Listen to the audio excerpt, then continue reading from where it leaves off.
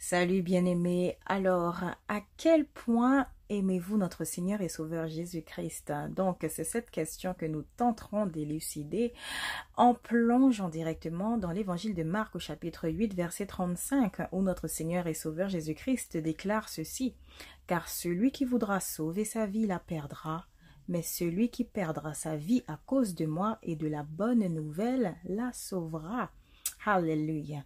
Donc, bien-aimés, comprenez par justement ce passage de l'Évangile que notre Seigneur et Sauveur, lorsqu'il était sur terre, en instaurant son ministère avec ses disciples, il faisait que la bonne nouvelle soit véhiculée, c'est-à-dire que le royaume des cieux était proche. Il l'acclamait justement auprès des opprimés, auprès de ceux qui avaient le cœur brisé, auprès de ceux qui justement étaient dans le besoin, ainsi que toute autre forme d'affliction.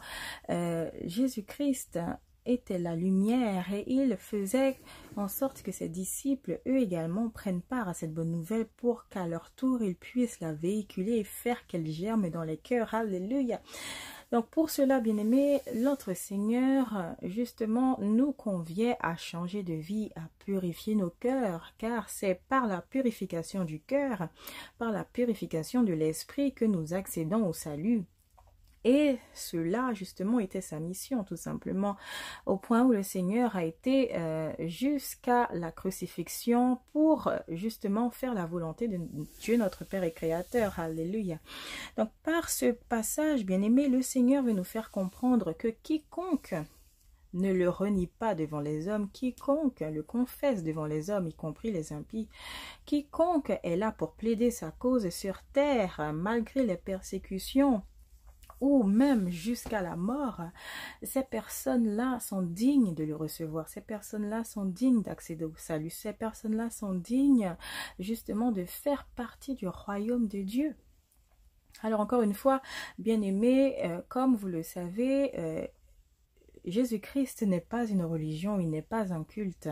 Et c'est pourquoi, par là même, il veut que nous comprenions qu'une fois sortis de l'Église, que notre tâche en tant que croyants, en tant que chrétiens, ne s'arrête pas à cela, mais que véritablement nous devons l'accepter tel qu'il est, que nous devons comprendre que notre relation avec lui sur le long terme, que notre relation avec lui d'un point de vue sincère doit donc prendre forme, doit donc littéralement régenter nos vies, puisqu'il est la source de toutes choses, il est la vérité, il est le chemin, il est la vie. Et que, bien aimé, c'est par sa grâce que nous vivons encore aujourd'hui sur cette terre, tout simplement, sans quoi ce monde aurait déjà péri. Donc, par ce passage biblique encore, bien aimé, que nous venons ainsi de lire, le Seigneur veut justement que nous prenions position selon la grâce, selon la foi qu'il nous attribue, parce que la foi peut différer selon les individus, et c'est par ce degré de foi que le Seigneur veut que justement nous puissions ainsi lui montrer à quel point nous l'aimons. Est-ce que nous sommes prêts à tout quitter pour le suivre? Est-ce que nous sommes prêts à renoncer par exemple à notre travail, à notre statut, à notre position quelconque pour le suivre? Sommes-nous prêts justement à nous faire humbles tels de simples serviteurs pour le suivre? Sommes-nous prêts à vivre au jour le jour pour le suivre? Sommes-nous prêts littéralement à laisser tout ce que nous aimons pour le suivre? C'est cela les questions qu'il faut que nous nous posions en tant que chrétiens. Comme il le dit lui-même, quiconque veut me suivre doit porter sa croix. Et donc, il faut que nous comprenions que le fait de suivre le Seigneur implique forcément des persécutions sous toutes ses formes, implique forcément des moqueries, implique forcément toutes sortes de sournoiseries. Pourquoi? Parce que, bien aimé, celui qui règne pour l'instant sur cette terre est littéralement l'ennemi de Dieu, l'ennemi de Christ. Et tant que cet ennemi sera encore là, alors forcément, bien-aimés, nous, qui suivons le Seigneur, nous serons ainsi dans leur ligne de mire, tout simplement. Et c'est pourquoi nous devons nous réjouir de cela, parce que non seulement par ces persécutions diverses, nous grandissons dans la foi, mais en plus nous expérimentons véritablement ce qu'est la paix et la joie divine du Seigneur. Parce qu'encore une fois, bien-aimés, bon nombre de personnes pourront suivre le courant du monde, mais elles ne connaîtront pas cette paix, cette joie divine que nous, serviteurs de Dieu, que nous croyons, nous connaissons. C'est pourquoi elle vaut tout l'or du monde, bien-aimés. Donc, par ce message, le Seigneur veut également faire cet appel. Que tous ceux et celles qui entendraient sa voix, littéralement, puissent le prier, puissent littéralement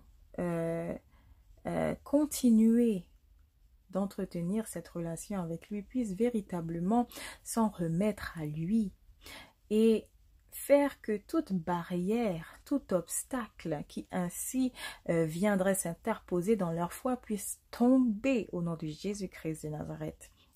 Et oui, bien-aimés, alors encore une fois, puisque le Seigneur, notre Sauveur, sera bientôt de retour, et il faut encore une fois, bien-aimés, comme je ne cesserai de le dire, que nous soyons prêts, équipés spirituellement.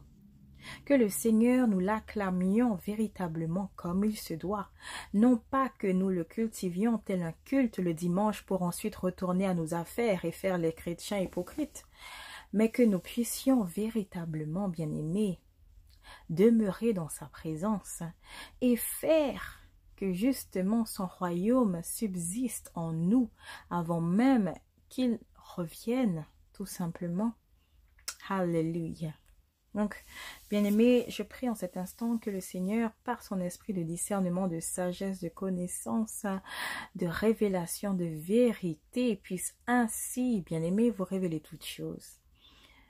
Que vous puissiez mieux le connaître, savoir qui il est, car c'est ce en quoi consiste la vie éternelle. Alléluia. Restez bénis en Christ et à très bientôt.